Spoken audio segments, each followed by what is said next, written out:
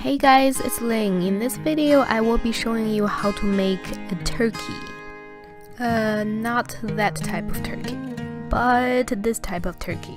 I am a cute turkey. So every year during Thanksgiving, my mother always bakes a turkey for me. So this year, since I am so into polymer clays, I thought, well, why don't I just make a turkey myself? So yeah, let's get started. I used a caramel colored clay for the head and the body.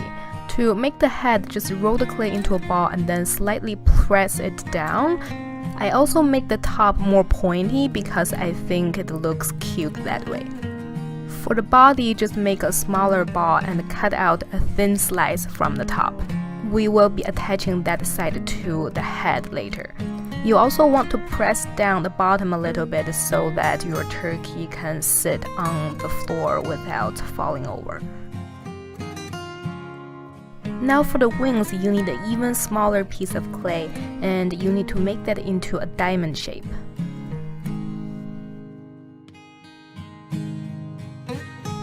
Cut it in the middle so you have two equal-sized wings.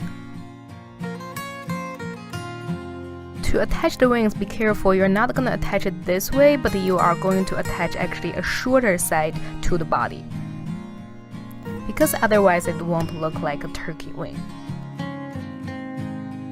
Then I blended in the wings using a needle tool.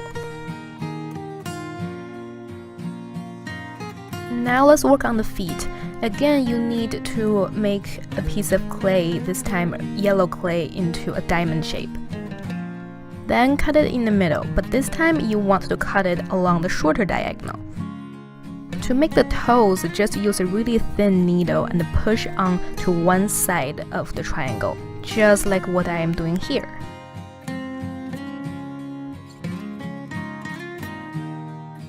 And then just attach the feet to the body.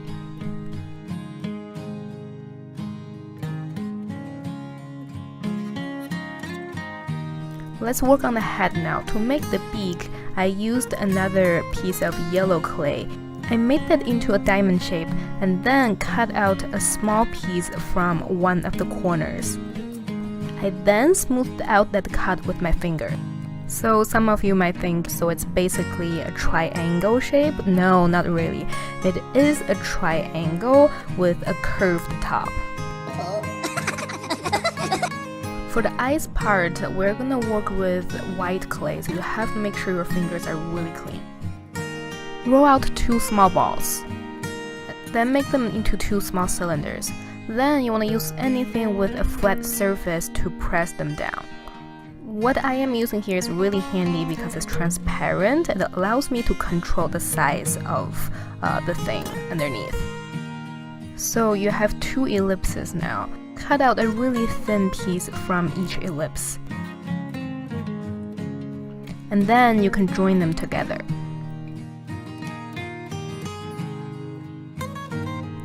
Then just put them onto the head.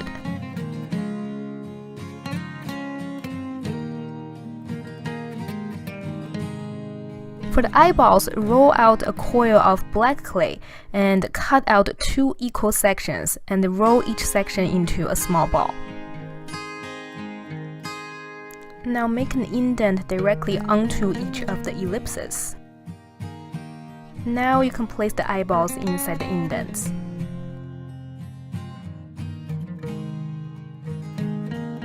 Then I decided to make my turkey into a girl turkey by giving her long eyelashes. If you just want a boy turkey or a girl turkey with no long eyelashes, then this step is optional. Now for the red part that is hanging next to the turkey's beak. Oh, come on, girl, it's called a snood. Okay, so just roll a small piece of red clay into a teardrop shape. And then place it right underneath the eyes together with the beak.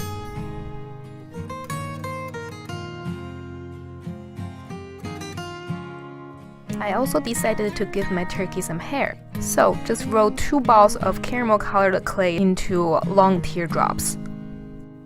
Cut out the tips from the two teardrops and then just press the two pieces of clay together. After that, put an indent on the top of the turkey's head and use some liquid clay to glue the hair and the head together.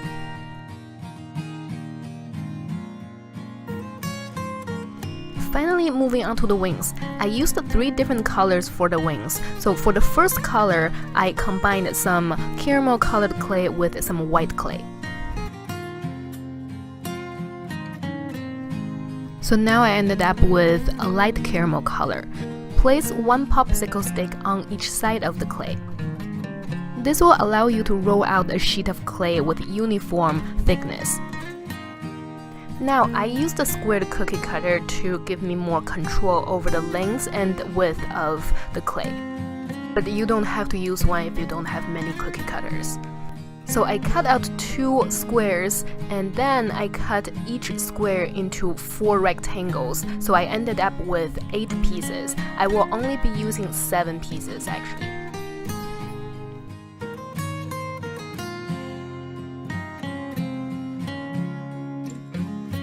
I used my finger to smooth out the tips of the pieces. Now let's put all 7 pieces together, starting from the center pieces. So just first stack the 3 center pieces together and then cut along the edges of the 2 outer pieces. This way they just fit better together. So repeat with all 7 pieces, smooth out, stack together, cut, and then just fit them together. Now I'm done here. I did put a piece of clay on the bottom and I also cut them shorter because I'm going to use more colors on the top. I moved the tail onto a piece of parchment paper to make it easier to move around. Now roll out a small piece of chocolate colored clay. Cut it into 8 small rectangles. The width of each rectangle should be the same as the width of the light caramel colored rectangles for the tail. And again, we will only be using 7 of them. So just connect the small rectangles to the tips of the tail and smooth them out. For a 3rd layer, do the same thing with a beige colored clay. So roll it out, cut it into 8 rectangles, and then connect to the tips.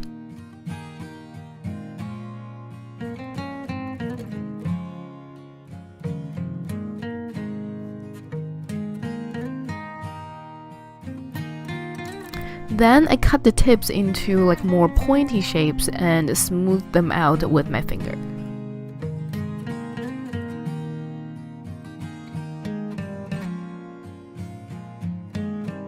Clean it up and pre-bake the tail in the oven for about 2 minutes.